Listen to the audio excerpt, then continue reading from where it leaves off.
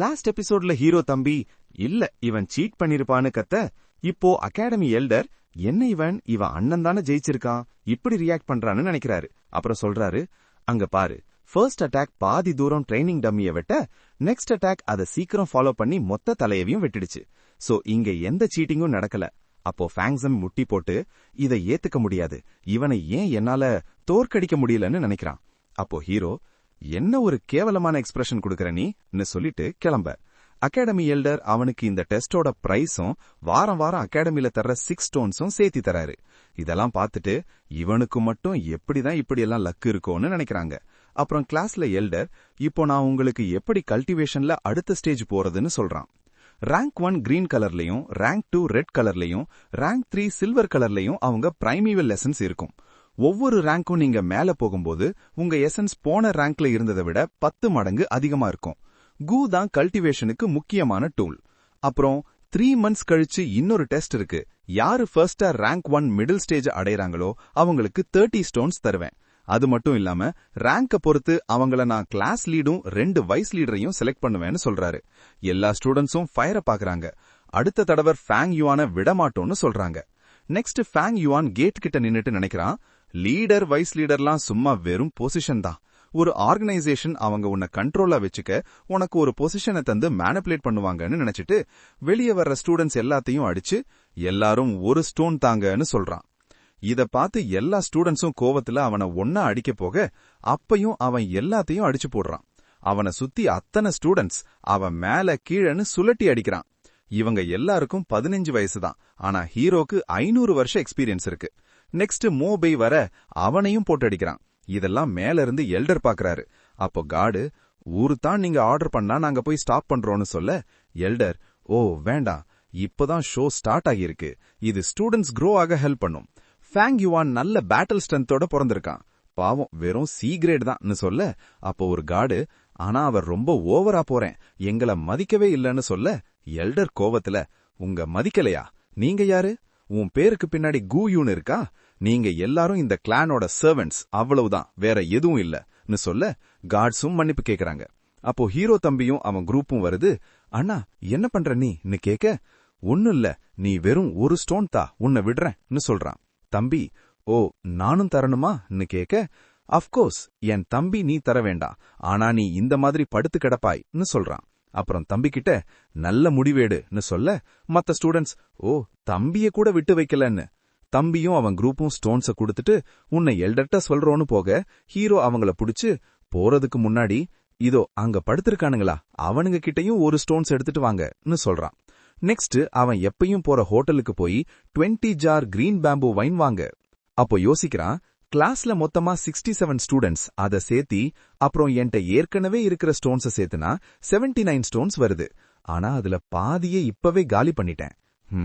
வாரம் வாரம் நான் இவனுங்களை ராப் பண்ணணும் போலையேன்னு நினைக்கிறான்.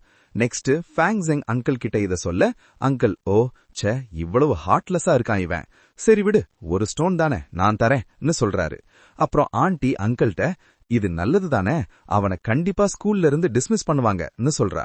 அதுக்கு அங்கிள், அவனை பனிஷ் கூட பண்ண மாட்டாங்க, இது ரொம்ப ஆபத்துகள் நிறைஞ்ச உலகம், சோ இவன மாதிரி ஆட்கள் தான் தேவை. சொல்லப்போனா ஸ்டூடெண்ட்ஸ் நல்லா வளர்றதுக்கு இதை எல்டரே என்கரேஜ் பண்ணுவாரு. அப்போ ஒய்ஃப், நாம என்ன பண்றது, அவன்கிட்ட நிறைய ஸ்டோன்ஸ் இருக்கும், அதை வச்சு அவன் அடுத்த ரேங்க் வந்துருவான் சொல்றா. அதுக்கு அங்கிள், விடு, நாம ஃபேங்ஸ் அங்க வச்சுதான் கவுண்டர் கொடுக்கணும்னு சொல்றான். இந்த பக்கம் எல்டர் அவன் பெரங்கிட்ட, நம்ம ஃபேமிலிக்கு ஒரு ரெப்யூட்டேஷன் இருக்கு, அதனால நான் உனக்கு ஹெல்ப் பண்ணா எல்லாரும் தப்பா நினைப்பாங்க, நீயே தான் பாத்துக்கணும்னு சொல்றான். அடுத்து ஹீரோ தம்பிய காட்டுங்க. அவன் சொல்றான், அண்ணா இப்போ நீ பெரிய தப்பு பண்ணிட்ட, உன்னை கண்டிப்பா எக்ஸ்பெல் பண்ணுவாங்கன்னு சொல்ல, அப்போ நான் என்ன பண்றதுன்னு நினைக்க, ஒரு பக்கம் நீ ஒன்னும் பண்ணாத, உங்க அண்ணன் உன்னையவே ராப் பண்ணான், இன்னொரு பக்கம் உங்க அண்ணனுக்கு ஹெல்ப் பண்ணலினா ஊரு உன்னை தப்பா பாக்கும்னு சொல்றான். அடுத்து 3 நாள் கழிச்சு ட்ரைனிங் ஹால்ல எல்லாரும் இப்போ மார்ஷியல் ஆர்ட்ஸ் கிளாஸ்ல ஃபயரா ட்ரெயின் பண்றாங்க. அப்போ மார்ஷியல் ஆர்ட்ஸ் மாஸ்டர் எல்டர்ட்ட, எல்லாரும் நல்லா பண்றாங்க, ஆனா அந்த ஒருத்த மட்டும் படுத்துக்கிட்டே இருக்கான்னு ஹீரோவை காட்ட, எல்டர், ஓ இவனாலதான் இன்னைக்கு உன் கிளாஸே பிரைட்டா இருக்குன்னு சொல்றாரு. நெக்ஸ்ட் 4 நாள் கழிச்சு ஹீரோ அதே மாதிரி கேட்டுக்கிட்ட நிக்க, டே இந்த வாரமும் எங்களை விடமாட்டியான்னு ஸ்டூடெண்ட் சொல்ல, அப்ப மோபே வந்து சொல்றான், நான் 1 வீக்கா நல்லா ட்ரெயின் பண்ணேன், இப்ப வாடான்னு சொல்ல அவன் அடி வாங்குறான். அப்புறம் அவன் தம்பியவும் அடிக்க எல்லாரும் அவனை சுத்தி வளைச்சு அடிக்க வரானுங்க. நம்ம ஹீரோவோ எல்லாத்தையும் ஈஸியா அடிச்சு காசு எடுத்துட்டு போறாரு. கார்ட்ஸ்லாம் வந்து கீழே இருந்த ஸ்டூடெண்ட்ஸ தூக்கி விடுறானுங்க. அப்புறம் ஹீரோ ஹோட்டல்ல சாப்பிட்டுட்டு இருக்கு. என்கிட்ட இப்போ 90 ஸ்டோன்ஸ் இருக்கு, இந்த மாதிரி பண்றதுதான்ப்பா நல்ல காசு தருதுன்னு நினைக்கிறான். அப்போ நல்ல ஒரு மஸ்குலர் பாடி உள்ள ஒருத்தன் வந்து, இங்க எவன்டா ஃபேங் யுவான்னு கத்துறான். அப்போ நம்ம ஹீரோவை பார்த்து, ஓ நீதானா ஃபேங் யுவான், நீ இப்போ பெரிய ஆபத்துல இருக்கேன்னு. ஹீரோ அதை கண்டுக்காம சாப்பிடுறான். அப்போ அவன் கோபத்துல டேபிள தள்ளி விட்டு, எவ்வளவு தைரியம் இருந்தா உன் யங் மாஸ்டர் மோபே மேல கை வைப்பே நீ. இப்ப அவரோட அக்கா என் மாஸ்டர் மோயன் உன்னை தேடிட்டு இருக்காங்க, மாட்டினடா நீ. அப்புறம் ஒரு சின்ன பிளாஷ்பேக் காட்டுறாங்க. மோபேயோட அக்கா மோயான் கிளான் மிஷன் முடிச்சிட்டு வீட்டுக்கு வரா. அவன் தம்பி பிராக்டிஸ் பண்றத பார்த்து அவ கேக்குறா, யாரடா நீ கொல்ல போற, இப்படி பிராக்டிஸ் பண்ற? அப்புறம் அவன் மூஞ்சு பார்த்து, மூஞ்சில என்ன அடிபட்டு இருக்குன்னு கேட்டா, அதுக்கு அவன் தம்பி, ஒன்னும் இல்ல, கீழே விழுந்துட்டேன்னு சொல்றான். அதுக்கு மோயான், அப்படியே சரி நான் பாத்துக்கிறேன்னு சொல்லிட்டு வீட்டுக்குள்ள போறான். அங்க தாத்தா நான் வந்துட்டேன். என் டியர் மோயான், இன்வெஸ்டிகேஷன் எப்படி போச்சு, நீ எல்டர் மோ கேட்டாரு. அதுக்கு மோயான், வுல்ஃப் டென் ஃபுல் ஆகிருச்சு, அடுத்த வருஷம் நம்ம வில்லேஜ நோக்கி ஒரு பெரிய வுல்ஃப் டைட் வரும். அப்போ எல்டர் மோ கேட்டாரு, எத்தனை தண்டர் கிரவுண்ட் வுல்ஃப் இருக்கு? 3 இருக்குன்னு மோயான் சொல்ல, அப்போ எல்டர் மோ, பரவாயில்ல, நம்ம கூயுவே வில்லேஜ், பை வில்லேஜ், அப்புறம் ஷியாங் வில்லேஜ் ஆளுக்கு ஒரு தண்டர் கிரவுண்ட் வுல்ஃப பாத்துப்பாங்கன்னு சொல்றாரு. அப்போ மோயான், தாத்தா தம்பிக்கு என்னாச்சு, யார் அடிச்சான்னு கேட்க, எல்டர்மோ, கிளாஸ்ல ஒருத்தன் வாரம் அவனை அடிக்கிறான் போல, நல்ல விழுந்திருக்குன்னு சிரிக்கிறாரு. அப்போ மோயான், நீங்க எப்படி சிரிக்கலாம், மோபே உங்க பேரன்னு சொல்றா.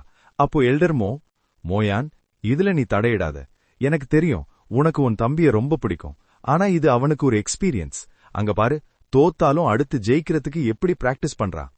அப்போ மோயான் எல்டர்மோ கிட்ட, சரி நான் எதுவும் பண்ணலன்னு சொல்லிட்டு ரூமை விட்டு போறான். ஆனா அவ மனசுல, என்ன மன்னிச்சிருங்க, என்னால இத சும்மா விட முடியாதுன்னு நினைக்கிறான். அப்புறம் அவ சர்வெண்ட் காவ் வான் கிட்ட ஃபாங் யுவான் பிக்சரை கொடுத்து, இவனை கண்டுபிடின்னு சொல்றான். அதுக்குதான் காவ் வான் இந்த ஹோட்டலுக்கு வந்தா. இத பார்த்துட்டு ஹோட்டல் வெயிட்டர்ஸ் பேசிக்கிறாங்க, என்னதான் காவ்வான் சாதாரண மனுஷனா இருந்தாலும் அவன் பின்னாடி ரேங்க் 2 மோயான் இருக்கா, அவனுக்கு மோ ஃபேமிலி சப்போர்ட் பண்ணும். நெக்ஸ்டா மோயான் அங்க வரா. ஹீரோவை பார்த்து, நீதான் ஃபாங் யுவானா, என்ன தைரியம் இருந்தா என் தம்பி மேல கை வச்சிருப்பேன்னு சொல்ல, ஹீரோ, நான் யார் ஃபாங் யுவான்னு சொன்னான்னு கேட்க, மோயான் நினைக்கிறா, அப்போ இவன் ஃபாங் ஜங் போல. அந்த டைம் சர்வன்ட் சொல்றான், அவன் பொய் சொல்றான், கீழே பாருங்க பிரைம்வெல் ஸ்டோன்ஸ் பேக் வச்சிருக்கான். அத பார்த்து மோயான், பிரதர் ஃபாங் ஓபன் பண்ணி காட்டுங்கன்னு சொல்றான். அதுக்கு ஹீரோ, உங்களுக்கு ஃபாங் யுவான் தானே வேணும், என் கூட அகாடமி ஹாஸ்டல் வாங்க நான் காட்டுறேன்னு சொல்றான். எல்லாரும் அவனை ஃபாலோ பண்ணிட்டு போக, அகாடமி கேட்ல கார்ட்ஸ் மோயான பிளாக் பண்ணிட்டு, கிளான் ரூல்ஸ் படி ஸ்டூடெண்ட்ஸ் மட்டும்தான் அலவுட், நீங்க வேணா உங்க கூட ஒரே ஒரு சர்வெண்ட் மட்டும் உள்ள கூட்டிட்டு போங்கன்னு சொல்றான். மோயான் அவ சர்வெண்ட் காவ் வான மட்டும் கூட்டிட்டு போனா. அப்போ ஹீரோ ரூம் ஓபன் பண்ணிட்டு உள்ள போனா. அத பார்த்துட்டு மோயான், என்ன பிரதர் உள்ள ஒரு ஆளையும் காணோம்னு கேட்க, ஹீரோ, என்ன பார்த்தா ஒரு ஆளு மாதிரி தெரியலையான்னு சொல்றான். இத கேட்டது மோயான் கோவப்பட்டு, நான் தேடி வந்தது ஃபாங் யுவான். அதுக்கு நம்ம ஹீரோ, நான் ஃபாங் யுவான் இல்லன்னு சொல்லதே இல்லையேன்னு பதில் சொல்றான். அப்போ மோயான், என்னையாவே நீ ஏமாத்திட்டியான்னு அடிக்க வரா. அத பார்த்து ஃபாங் யுவான், மோயான் நல்லா யோசி, அகாடமி ஹாஸ்டலா ஸ்டூடெண்ட்ஸ் தவிர யாரும் வரக்கூடாது, நீ இங்க வந்து என்னையவே அடிக்க பாக்குற, உனக்கு சீவியர் பனிஷ்மெண்ட் இருக்கும், அதை விட உன் ஃபேமிலி ரெப்யூட்டேஷன் பாதிக்கும். அப்புறம் அவன் கண்டினியூ பண்றான், நான் உன்கிட்ட ஃபாங் யுவானா காட்டுறேன்னு சொல்லேன், காட்டிட்டேன், உனக்கு சொல்ல வேற எதுவும் இல்லைன்னா இந்த இடத்தை விட்டு கிளம்பு.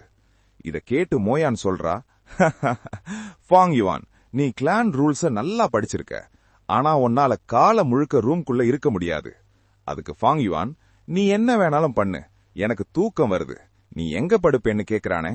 அது மட்டும் இல்லாம நான் நாளைக்கு கிளாஸ்க்கு வரலன்னா அகாடமி எல்டர் வந்து பாப்பாரு. இத கேட்டதும் மோயான் கோவத்துல, ஃபாங் யுவான், நான் உன்னை கொல்ல மாட்டேன்னு நினைக்கிறியா? அதுக்கு நம்ம ஹீரோ கூலா, வா வந்து கொல்லுன்னு சொல்லிட்டு ரூம்குள்ள நிக்கிறான். அப்புறம் ஹீரோ பெட்ல உட்காந்துட்டு கல்டிவேஷன் ஸ்டார்ட் பண்றான். அப்போ யோசிக்கிறான், இதனாலதான் இந்த ஹியூமன்ஸ கண்ட்ரோல் பண்றது ஈஸி, அவனுங்களே ஒரு ரூல்ஸ போட்டுட்டு தானே ரெஸ்ட்ரிக்ட் பண்ணிப்பானுங்க. மோயானப்போ, என்னடா இவன் கூலா முன்னாடியே கல்டிவேட் பண்ணிட்டு இருக்கான்னு நினைச்சுக்கிட்டே ஹீரோவை நல்ல கெட்ட வார்த்தையில திட்டுறா. நீ ஆம்பளையா இருந்தா வெளியே வான்னுலாம் சொல்றா. இத கண்டுக்காம ஹீரோ கல்டிவேட் பண்ணிட்டு இருக்காரு. அப்போ அவ, ஃபாங் யுவான், நீ எப்படி வெளியே வரேன்னு பாக்குறேன்னு சொல்லிட்டு கௌவான இன்னைக்கு நைட் ரூம்க்கு வெளியவே இருக்க சொல்லிட்டு போயிட்டா. அப்புறம் ஹீரோ கல்டிவேட் பண்ணிட்டு இருக்காரு. அவரோட கல்டிவேஷனுக்கு லிக்கர் வார்ம் ரொம்ப யூஸ்ஃபுல்லா இருக்கு. பிகாஸ் என்னதான் ஒருத்தன் சி கிரேட் டேலண்டா இருந்தாலும் லிக்கர் வார்மை யூஸ் பண்ணி அவங்கனால ஈஸியா ஸ்டேபிளா ஹை கிரேட் டேலண்ட்க்கு ஈக்குவலா கல்டிவேட் பண்ண முடியும். ஹீரோ கல்டிவேட் பண்ணி முடிச்சு கண்ணை திறந்து வெளியே இருக்கிற கௌவான பாக்குறான். இதோட இந்த எபிசோட் முடியுது. நான் உங்க அனிமே நண்பன். அடுத்த வீடியோல சந்திப்போம். Bye bye.